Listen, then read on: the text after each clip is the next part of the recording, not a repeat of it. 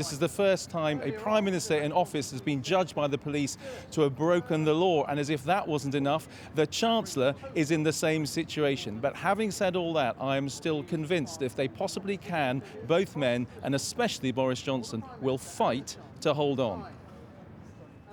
They are the two top figures in the government that made the COVID rules. Now both Prime Minister and Chancellor have been fined for breaking them.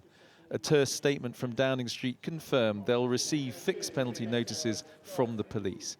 Also to be fined, the Prime Minister's wife, Carrie Johnson. In all, there have now been 50 fines issued in the context of what's been called Partygate. This was the response from the leader of the opposition.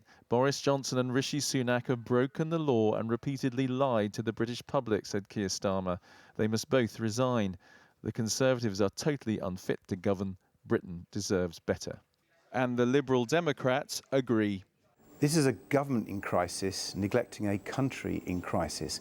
Millions of families and pensioners are being hit by a cost of living emergency, yet we don't have a leadership capable of dealing with it.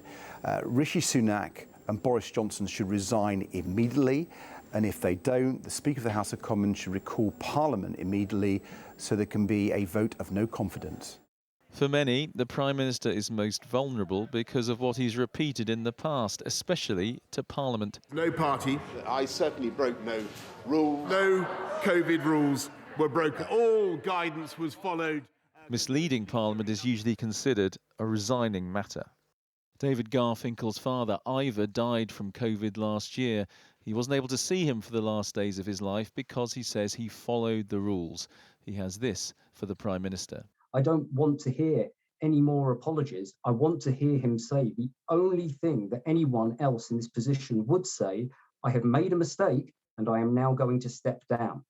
Some Conservative MPs did submit formal letters to remove Boris Johnson, but since then this, war in Ukraine and the Prime Minister's response to it, epitomised by his visit to Kyiv at the weekend. A real war may have made this scandal less dangerous for Boris Johnson. So Andy, do we know what parties these refer to? Well, Downing Street has confirmed in the last half hour that the Prime Minister has been fined because a birthday party, an impromptu birthday party, was held for him on the 19th of June in 2020. It was held in the Cabinet Room here in number 10. And we also know that both Carrie Johnson and Rishi Sunak were present at that party, but we don't know if that is the context in which those two people have been fined. And Metropolitan Police are making it clear that they are still investigating and further fines could be issued, even though we now have 50 fixed penalty notices that have been issued already. So how much trouble is Boris Johnson in? Well, if Boris Johnson doesn't resign, and I don't believe he will, I think he will fight. And if he is to be removed without him resigning, then under the Conservative Party rules, 54 MPs, Conservative MPs, have to submit formal letters to call for a vote of no confidence in him. Now, we know that around a dozen Conservative MPs had gone public and said they had put those letters in at the beginning of the year. Some have now said they've actually withdrawn them.